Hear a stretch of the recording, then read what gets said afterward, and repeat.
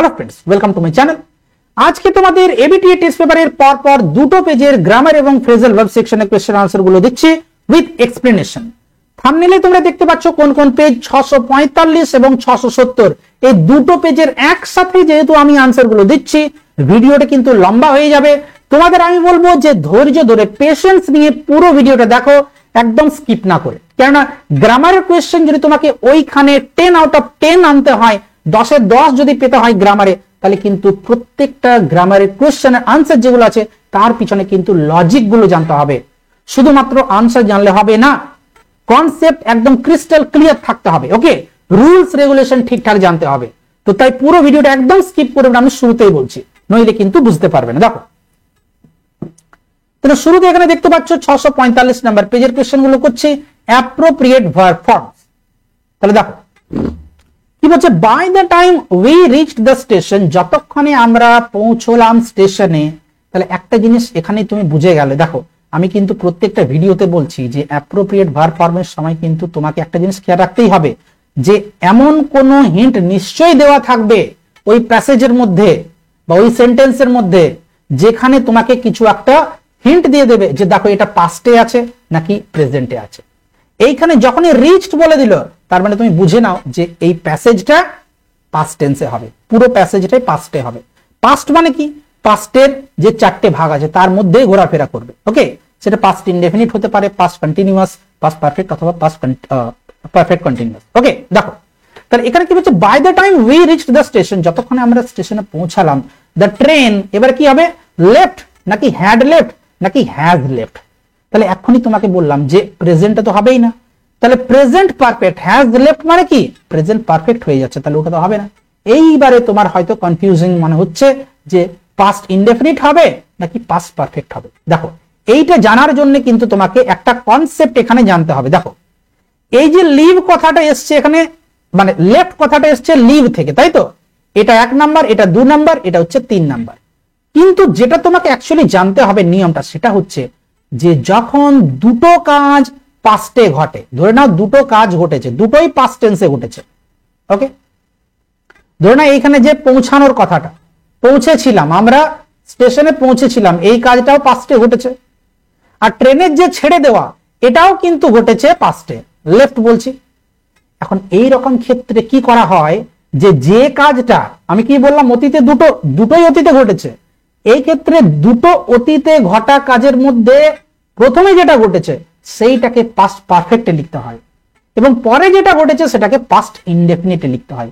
এইখানে কোন কাজটা আগে ঘটেছে, ট্রেনের ছেড়ে দেওয়াটা আগে ঘটেছে, তাই এটাকে আমরা হ্যাড লেফট লিখবো। বোঝা গেল কি বলছি? আর যেহেতু আমার পৌঁছানোটা পরে হয়েছে, তাই এটাকে আমরা শুধুমাত্র রিচড মানে ভার্ব টু তে লিখবো, মানে পাস্ট ইনডেফিনিটে লিখবো। বোঝা গেল কি বলছি?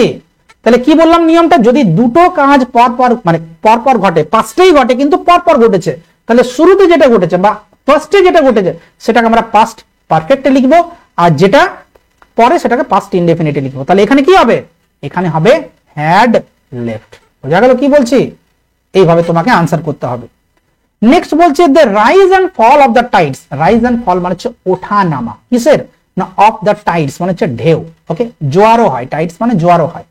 তাহলে জোয়ারের বা ঢেউয়ের যে ওঠা নামাটা dash due to the influence of the moon. Influence মানে হচ্ছে প্রভাব, ডিউ টু মানে হচ্ছে কারণ, কারণে। কিসের কারণে? চাঁদের প্রভাবের কারণে হয়। তাহলে এখানে ইজ হবে আনসার। এখানে কোনো অ্যাকশন ভার্ব নেই, এখানে হওয়া অর্থে বোঝানো হচ্ছে যে ওঠানামাটা হয় কিসের জন্য না, চাঁদের প্রভাবের জন্য। তাহলে এইখানে ইজ হবে। যদি তোমার এখনো আরেকটা ডাউট হচ্ছে যে দ্য রাইজ এন্ড ফল মানে এখানে তো সাবজেক্ট প্লুরাল আছে, তাহলে তো এখানে আর হওয়া উচিত ছিল ইজ না হয়ে, সেটা হবে না। কেন? কারণ দ্য রাইজ এন্ড ফল এই যে কথাটা, এটা যদিও এন্ড দিয়ে যুক্ত আছে কিন্তু বাস্তবে এর মিনিংটা কিন্তু একসাথেই আছে, ওঠা নামা। ভালো করে দেখো, বাংলাতেও কিন্তু আমরা এবং কথাটা যোগ করছি না।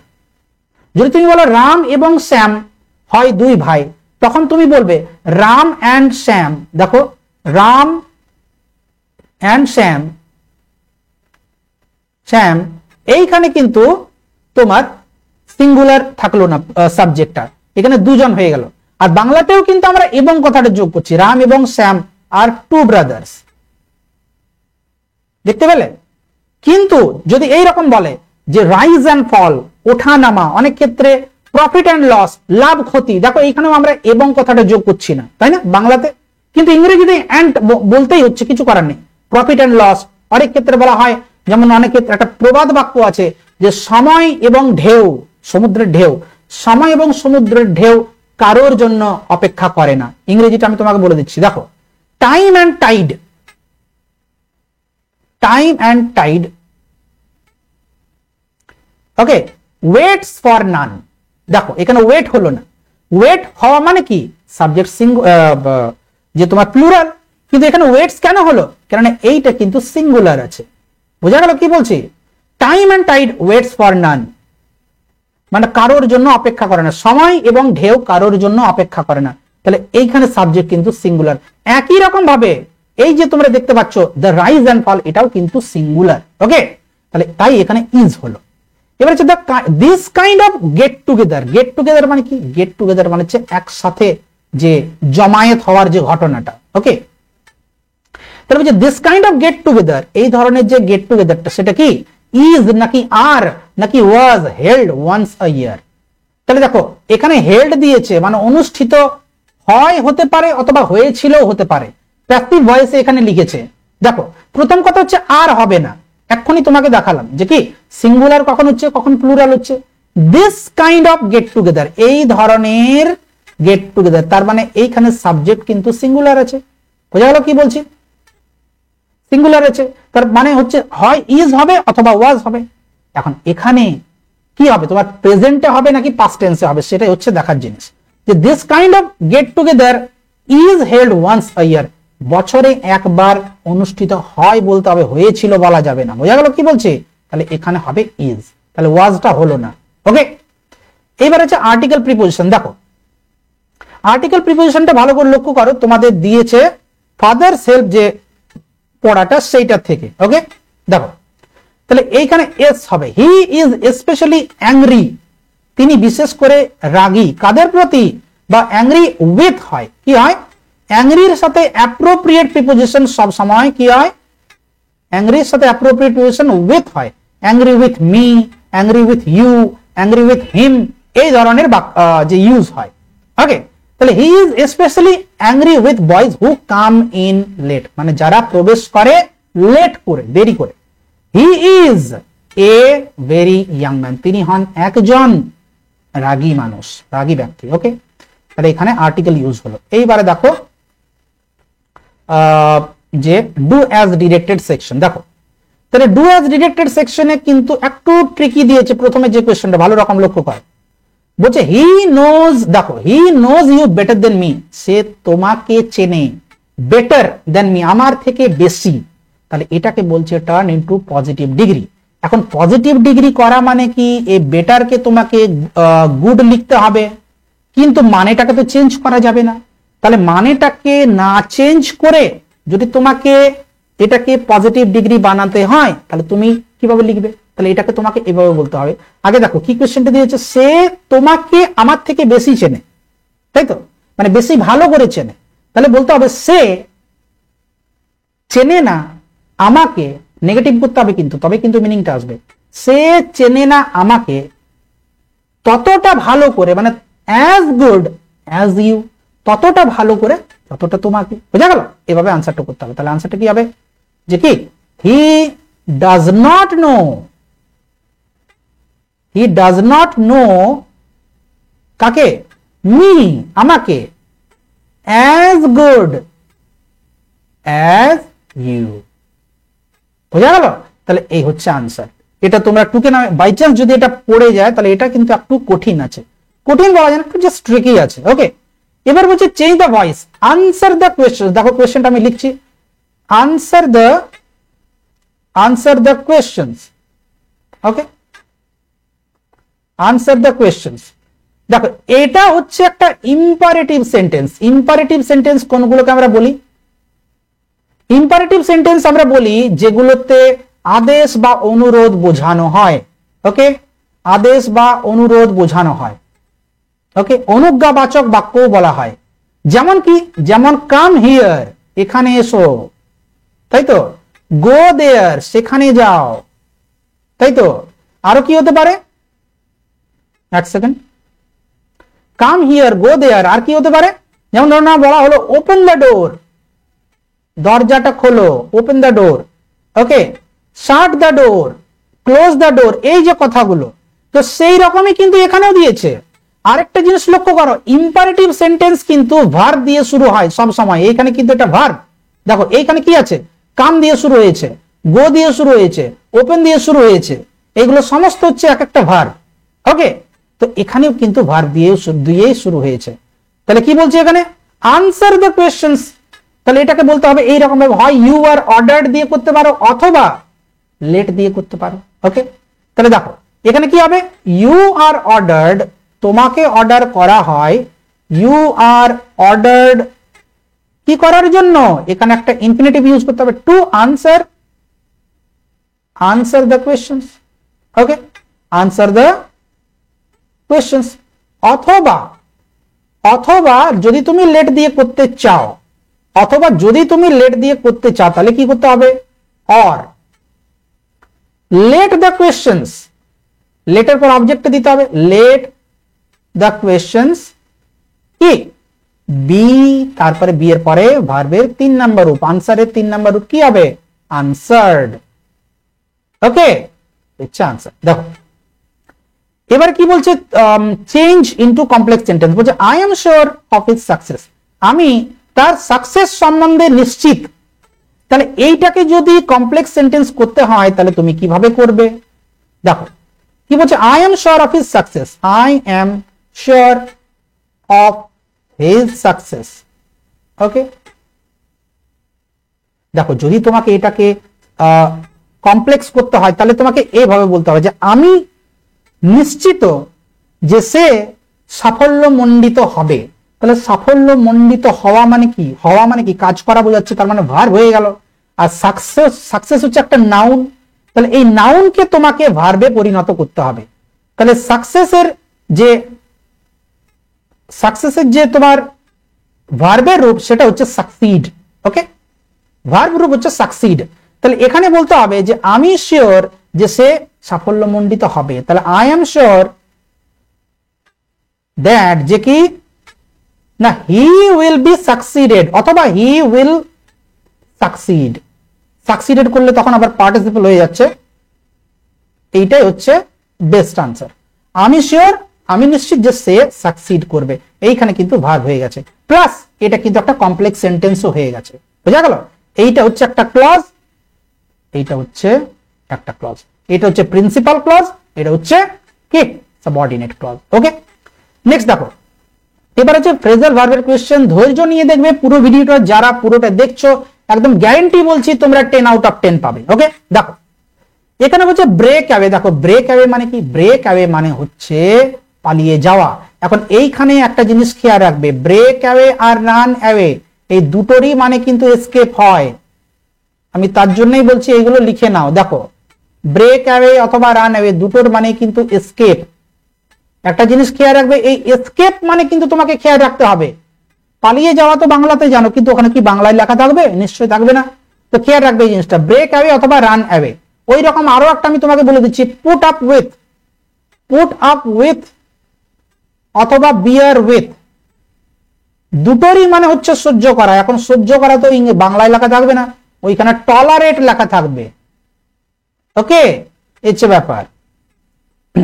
তাহলে দেখো আর কি কি আছে, কল আপ, কল আপ মানে কি, কল আপ মানে হচ্ছে রিমেম্বার করা, কল আপ মানে হচ্ছে রিমেম্বার মানে হচ্ছে কি স্মরণ করা।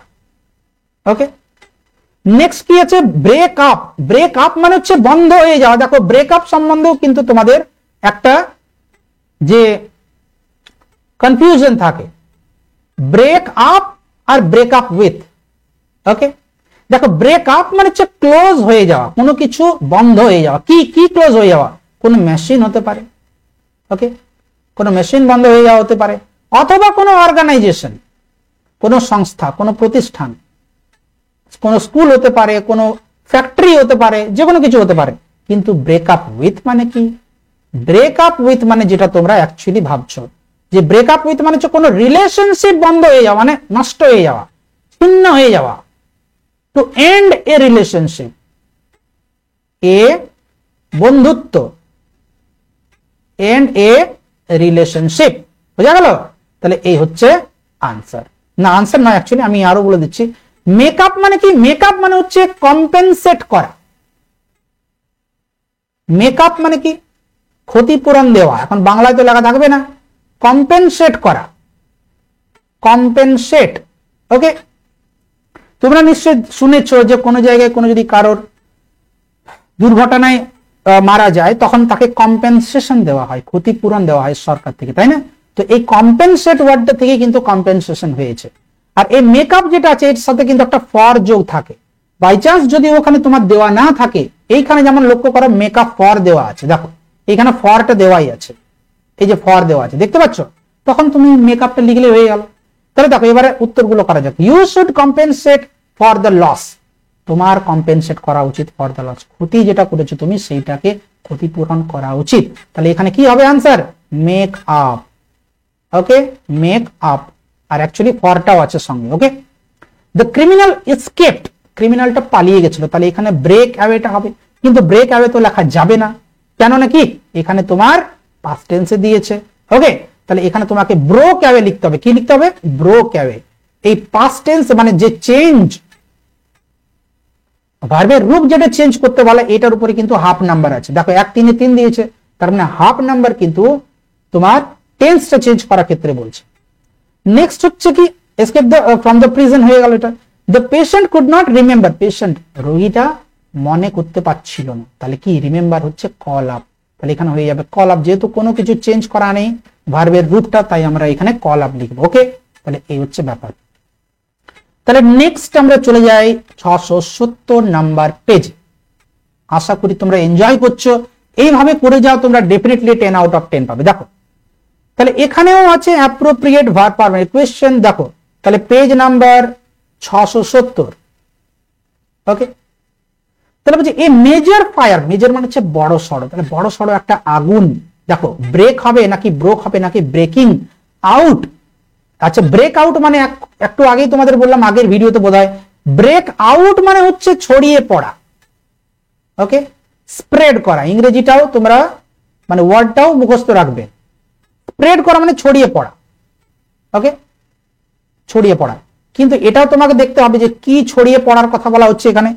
দেখো দুটো জিনিস হতে পারে, কোনো রোগ হতে পারে অথবা কোনো নিউজ হতে পারে, কোনো রোগ অথবা কোনো খবর হতে পারে, অনেক ক্ষেত্রে কোনো গুজব হতে পারে, কোনো রুমার হতে পারে। রুমার মানে হচ্ছে গুজব, RUMOUR, রুমার। বোঝা গেল কি বলছি? তাহলে ব্রেক আউট। এখন এখানে কি হবে? দেখো ব্রোক আউট হবে নাকি ব্রেক আউট হবে নাকি ব্রেকিং আউট হবে দেখতে হবে, এখনো তো আমরা জানি না পাস্টে হবে নাকি প্রেজেন্টে হবে। ওকে, তাহলে দেখো ইয়েস্টারডে, দেখতে পাচ্ছ যে গতকাল ছড়িয়ে পড়েছিল, তাহলে এখানে আনসার হবে ব্রোক আউট। কি হবে আনসার? Broke out. ওকে, এই মেজর ফায়ার একটা বড় সড়ো যে ফায়ার ছড়িয়ে পড়েছিল আমাদের লোকালিটিতে ইয়েস্টারডে, গতকাল। ইট কজ নাকি টু বি কজড নাকি was caused by an explosion? Explosion মানে হচ্ছে বিস্ফোরণ, বাই অ্যান এক্সপ্লোশন মানে হচ্ছে একটি বিস্ফোরণের দ্বারা। তাহলে কি এখানে প্যাসিভ ভয়েস ইউজ হবে, তাই তো? তাহলে এখানে কি হবে? ওয়াজ কজড, শুধু কজ হবে না আর টু বি কজডও হবে না। ওকে, তাহলে ইট ওয়াজ কজড, এই টু বি কজটাও প্যাসিভ ফর্মে আছে কিন্তু এখানে হবে না। ওকে, তাহলে কি ইট ওয়াজ কজড বাই অ্যান এক্সপ্লোশন, এটা কিসের দ্বারা ঘটলো বা ঘটানো হলো? একটা বিস্ফোরণের দ্বারা। ইন এ গোডাউন, একটা গোদামে।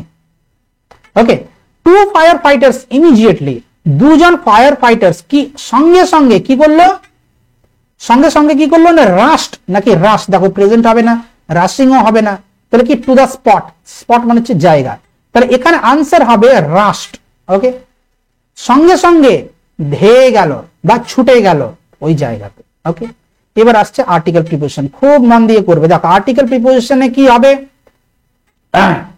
না, তোমার ম্যাক্সিমাম ক্ষেত্রে হয়তো অনেকে এটাই ধরতে পারো না যে আর্টিকেল হবে না কি প্রিপোজিশন হবে, এটা তখনই তুমি বুঝতে পারবে যখন পুরো প্যাসেজ এটার মিনিংটা একবার তুমি দেখে নেবে। দেখো কি বলছে, there is now dash new destination. দেখো ডেস্টিনেশন মানে কি? গন্তব্যস্থল। তোমরা যদি ফোনে, মোবাইল ফোনে যদি তোমরা গুগল ম্যাপ ইউজ করেছো তাহলে ওইখানে নিশ্চয়ই দেখবে নেভিগেশন করার সময় একটা জায়গা থাকে ডেস্টিনেশন। মানে তোমার গন্তব্যস্থল, যে তুমি কোথায় যাবে। তাহলে ডেস্টিনেশন মানে হচ্ছে গন্তব্যস্থল। ওকে, তাহলে বলছে দেয়ার ইজ নাও, এখন কি আছে না, এখানে হবে কি এ নিউ ডেস্টিনেশন, একটা নতুন গন্তব্যস্থল ফর ড্যাশ টুরিস্ট। তাহলে কি হবে, টুরিস্টদের জন্য, মানে একটা নতুন গন্তব্যস্থল হয়েছে যারা ভ্রমণকারী তাদের জন্য। ড্যাশ কোচবিহার, কোথায় না কোচবিহারে, কোচবিহারের মধ্যে টুরিস্টদের জন্য একটা নতুন গন্তব্যস্থল হয়েছে। এখানে যদি তোমার মনে হয় যে অফ কোচবিহার হবে, তাহলে অফ হবে না। কেন, অফও হতো, অফ কুচবিহারে হতো, কোচবিহার নয়, এখনকার নাম হচ্ছে কুচবিহার। যাই হোক, অফ কুচবিহার তখন হতো যখন সেইখান থেকে বিলং করে, মানে সেখানকার অন্তর্গত। ধরে বলা হচ্ছে যে আই বিলং টু কোচবিহার, অথবা people of Cooch Behar are worried, মানে কোচবিহারের লোকেরা চিন্তিত আছে কিসের জন্য, হয়তো কোনো একটা কারণের জন্য, তখন পিপল অফ কোচবিহার, এই ক্ষেত্রে অফ কোচবিহার হবে। কিন্তু এইখানে এই যে টুরিস্টদের কথা বলা হচ্ছে, এরা কিন্তু কোচবিহারে থাকে না, এরা কিন্তু অন্য জায়গা থেকে আসছে কোচবিহারে। বোঝা গেল কি বলছে? তাই এইখানে আমরা ইন কোচবিহার বলবো। ওকে, এবারে দেখো দেখো রুমার কথাটা একটু আগেই আমি তোমাদের বললাম, তাই না? গুজব, এই যে রুমার মানে হচ্ছে গুজব। দেখো কি বলছে, নেভার স্প্রেড রুমার। আর স্প্রেড কথাটাও একটু আগেই বলেছি আমি তোমাকে, স্প্রেড করা মানে হচ্ছে ছড়িয়ে দেওয়া বা ছড়ানো। তাহলে বলছে কোনোদিন ছড়িও না, কি রুমার মানে গুজব ছড়িও না। বলছে চেঞ্জ দা ভয়েস, তাহলে এটা কিভাবে করবে? দেখো একটু আগেই তোমাকে আমি বললাম ইম্পারেটিভ সেন্টেন্স, তাই না? ইম্পারেটিভ সেন্টেন্স কি হয়? ইম্পারেটিভ সেন্টেন্স সব সময় কি দিয়ে শুরু হয়? কি দিয়ে? ভার্ব দিয়ে শুরু হয়। একটু আগেই বললাম, তাই না? এই যে কাম হিয়ার, গো দেয়ার, এই যে কথাগুলো যেগুলো বললাম একটু আগেই বললাম, দেখো come here, go there, okay, shut the door, close the door, এই যে কথাগুলো, এইগুলো হচ্ছে ইম্পারেটিভ সেন্টেন্স, অর্থাৎ আদেশ বা অনুরোধ মূলক বা অনুজ্ঞা সূচক বাক্য। তাহলে এটাও কিন্তু একটা অনুরোধ, এটা অ্যাকচুয়ালি অ্যাডভাইস হচ্ছে এক টাইপের। তাহলে এই ধরনের ভয়েস চেঞ্জ করার সময় আমরা কি করি? You are ordered, you are advised, you are requested, এইভাবে করতে পারি, অথবা লেট দিয়েও করতে পারি। তাহলে আগে কোশ্চেনটা লিখে নিচ্ছি, দেখো কি বলছে, নেভার স্প্রেড রুমার। ওকে, তুমি হয়তো ভাবছো যে এটা ইম্পারেটিভ সেন্টেন্স, কিন্তু এখানে নেভার কি করে এলো, মানে স্প্রেড দিয়ে শুরু হতো। এটা একটা অ্যাডভার্ব, এটাকে আমরা শুরুতে লাগাতে পারি, কোনো অসুবিধা নেই। ওকে, দেখো তাহলে এটাকে আমরা করতে পারি এইভাবে যে ইউ আর অর্ডার্ড না করে আমরা বলবো advised. Okay, you are advised to never, অথবা নেভারকে আমরা শুরুতেও বলতে পারি। You are advised to a পরে আমরা লাগাবো to never spread, to never spread, অথবা নেভারটাকে শেষেও লাগাতে পারি, কোনো অসুবিধা নেই। ওকে, টু নেভার স্প্রেড রুমার। ওকে, এরকম বলতে পারি, অথবা অথবা এটাকে আমরা এভাবে বলতে পারি যে লেট দিয়ে বলতে পারি। লেট, লেটের পরে কি অবজেক্টটা লাগবে, লেট, এখানে একটা দা দিতেই হবে, লেট দ্য রুমার। ওকে, কি নেভার বি, এইখানে নেভারটা আমাকে দিতে হবে, নেভার বি স্প্রেড। দেখো স্প্রেডের 3 নাম্বার রূপ স্প্রেডই হয়, অন্য কিছু হয় না। ওকে, নেভার বি স্প্রেড, বাস, let the rumour never be spread. Okay, এবারে কি আছে, এটা তো হয়ে গেল। এবারে যে হি সেড, সে বলেছিল let us drop the matter. Drop the matter মানে হচ্ছে ম্যাটারটাকে ফেলে দেওয়া নয়, মানে ম্যাটারটাকে, বিষয়টাকে ত্যাগ, মানে ত্যাগ করা, ছেড়ে দেওয়া। তাহলে সে বলেছিল চলো ম্যাটারটাকে ড্রপ করে দিই আমরা। তাহলে দেখো কোশ্চেনটা লিখছি, হি সেড, কাকে বলেছিল সেটা বলা নেই, তাহলে এখানে আমরা সেডকে সেডই, সেড অ্যাকচুয়ালি রাখবো না, এখানে আমাকে অন্য কিছু রিপোর্টিং ভার্বটা চেঞ্জ করতে হবে। এখানে কি আছে, লেটস নাকি লেটাস? ওই লেটস মানে লেটাস, কিন্তু লেটস নেই, লেটাস। তো let us drop the matter. Okay, let us drop the matter. তাহলে এখানে আমরা সাজেস্ট বলবো, কেন? কেননা প্রস্তাব দিচ্ছি যে চলো এটা ম্যাটারটা ড্রপ করে দিই। তাহলে এই সেডকে আমাকে করতে হবে সাজেস্টেড, অথবা প্রপোজড বলতে পারো। এখানে আমি সাজেস্টেড লিখছি, he suggested that, say suggest করলো যে, এখানে কিভাবে হয় যে আমাদের ড্রপ করে দেওয়া উচিত ছিল, তাই তো ম্যাটারটাকে। তাহলে উই শুড বলবো যে কি, দ্যাট উই শুড কি করব না ড্রপ করব, আমাদের কি করা উচিত ছিল ড্রপ দ্য ম্যাটার। বোঝা গেল? তাহলে এই হচ্ছে আনসার। দেখো নেক্সট কি বলেছে, as soon as he saw the tiger she fled। দেখো fled কথাটা কিসের থেকে এসেছে, ওয়ার্ড স্টক বাড়াতে হবে, ফ্লি মানে হচ্ছে রান অ্যাওয়ে। দেখো দেখতে পাচ্ছ ওইখানে যদি তুমি এখানে fled মানে যদি না জানো তাহলে তুমি এটাও বুঝতে পারবে না। ফ্রেজাল ভার্বের কথা বলছি আমি এখানে, ফ্রেজাল ভার্বের ক্ষেত্রে এসকেপ বা ফ্লি এই ওয়ার্ডগুলো জানতে হবে। ওকে, এসকেপ, এসকেপ মানেও পালিয়ে যাওয়া, ফ্লি মানেও পালিয়ে যাওয়া। ওকে, এখন এইখানে ফ্লেড কথাটা যেটা আছে সেইটা এসছে ফ্লি থেকে। ওকে, ফ্লি এর পাস্ট টেন্স হচ্ছে ফ্লেড। ওকে, দেখো তাহলে কি বলছে, যেই না as soon as he saw the tiger, যেমনি সে দেখলো টাইগারটাকে, she fled, সে পালিয়ে গেল।